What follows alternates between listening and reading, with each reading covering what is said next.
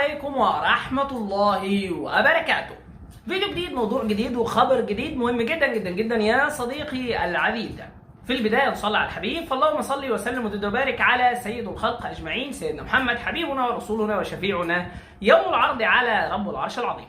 صديقي العزيز، قبل ما ابدا في اي حاجه، فنجان قهوه حلو او جردل قهوه حلو زي ده، واخبط لايكك الجميل عشان الدوري الجميل داخل علينا يا جميل، وكل عام وانت بخير يا جميل. واشترك معايا في القناه، وتعالى لمجموعه من اهم الاخبار على قناه النادي، وبعدين ارجع اكمل لك الانفرادات كما اعتدنا دائما. اللي يكمل معايا للاخر ياخد الانفراد الجميل بتاعنا، واللي ما يكملش ما ينملش. يلا نسمع الفيديو ونرجع نعلق. طيب يا صديقي العزيز، بعد ما سمعت الخبر او بعد ما سمعت مجموعة الاخبار اللي انت هتسمعها على افضل واعظم قناة في الكون، قناة النادي الاهلي، تعال بقى ادخلك على شوية الانفرادات الحلوين بتوعي. خبطت لايكك؟ خبطت ولا ما خبطتش اللايك؟ اعمل لايك بتاعك وتعالى ابدأ لك بقرارات عظيمة من النادي الاهلي ضد احمد عبد القادر. احمد عبد القادر حرفيا بيليق قوي عليه الأغنية اللي بتقول يا ريتني عرفتك قبل ما قابل حد، يا ريت مشوار عمرنا يتهد، يا ريتني عرفتك من زمان كلك أحزان. أحمد عبد القادر اللي فعلا يمشي معاه قوي الأغنية برضو بتاع كبرته من خير اديته ما تمرش فيه اللي اديته، وبكل اللي اديته بإيده أنا هديته. أحمد عبد القادر من صعلوق ما بيعرفش يعني إيه كرة قدم، ما يعرفش يعني إيه كرة قدم. هتقول لي ده موهبة وهبة والدنيا والكلام، هقول لك أنت مش فاهم حاجة، إحنا بنضحك عليك.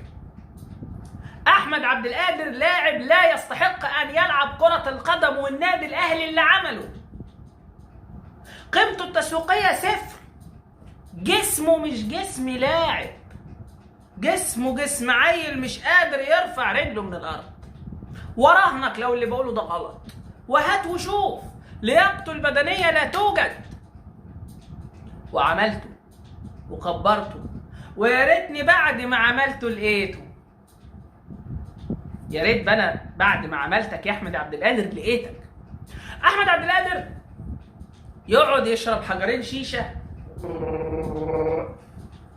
ويقول لك ايه، انا هكمل في الاهلي، لا ده انا عايز اروح الدوري السعودي، لا ده انا عايز اروح الدوري الاسباني، ده انا عايز اروح عند امي، ده انا عايز حاجه ساقعه بيبس، ده انا عايز كوكاكولا. ويقعد يفتكس ويخترع ويستعبط علينا. خلاص قرار رسمي من ال6 قرارات النارية بطرد أحمد عبد القادر. إلى أي حد هيشيل طرد أحمد عبد القادر، لأي حد هيشيل. أنا مش عايزه خلاص، ما تجيبوليش تاني، ما تكلمونيش تاني، ما تتفقش معايا تاني. رحيل أحمد عبد القادر وتجميده حتى نهاية عقده أو رحيله. مفيش لاعب يلعب بيا، مفيش لاعب يشتغلني، مفيش لاعب يجي يستنصح عليا. ده لاعب بيجي يقول لي ايه، انا عايز اروح السعوديه. طب في عرض من السعوديه؟ لا بدون شرط جزائي. طب ازاي يا ابني عرض بدون شرط جزائي؟ انا مش عايز ادفع شرط جزائي، وانت هتدفع. قصدي لما امشي من عندهم. طب وانت ايه اللي يمشيك من عندهم؟ يالا ايه اللي يمشيك من عندهم؟ لا اصل الحكايه فيها محتاج. لا ده احنا كده بنحاور على القادر، احنا كده بنهزر، احنا كده بنهجص، احنا كده بنستعبط يا عبد القادر، احنا كده بنسوق في العبيط يا عبد القادر. وخلاص يا بابا مش عايزك، مش عايزني، مش عايزك. اوعى تفتكر ان انا هزعل لو انت رحت الزمالك، والله ابدا، والله ابدا، يستحيل. بس هات لي عرض، او انت امشي بكرامه، ادفع قيمه باقي عقدك وامشي،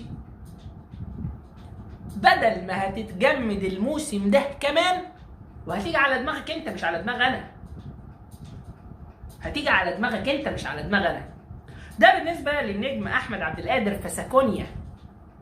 انا ما بتهددش، ومش انت اللي هتلوي دراعي في 60 داهيه، ومش هبكي عليك ولا على اللي راح تحت رجليك في داهيه.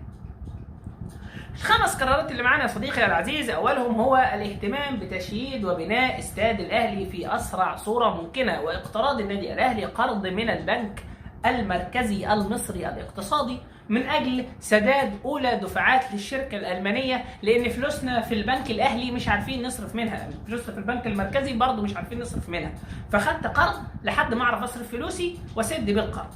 الخبر الثاني هو ان محمود الخطيب سيستكمل رحله علاجه الى فرنسا في الايام القادمه، دعواتكم ان ربنا يكرمه ويشفيه ويقومه بالسلامه. الخبر الثالث ان هناك نجم جديد من نجوم النادي الاهلي سيرحل. احمد نبيل كوكا؟ لا، للاسف مش احمد نبيل كوكا. الكلام في الوقت الحالي على رحيل محمد الشناوي.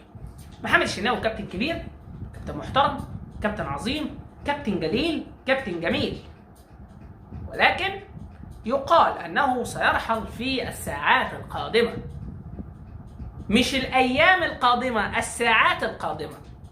وآخر الأخبار التي نتحدث معكم فيها هو إصابة مهاجم الأهلي جلديشار بشد في عضلة السمانة، قد يغيب بسببه من أسبوع إلى 10 أيام. ده كل الأخبار اللي معانا، وتعليقنا على قصة عبد القادر المعفن. مش هطول عليك يا صديقي العديد اكتر من كده، دي كل التفاصيل معانا. يا ريت ما تنساش تعمل لايك، تشترك في القناه، تشارك براحتك في التعليقات. انا اتشرفت بيكم جميعا، والسلام عليكم ورحمه الله وبركاته.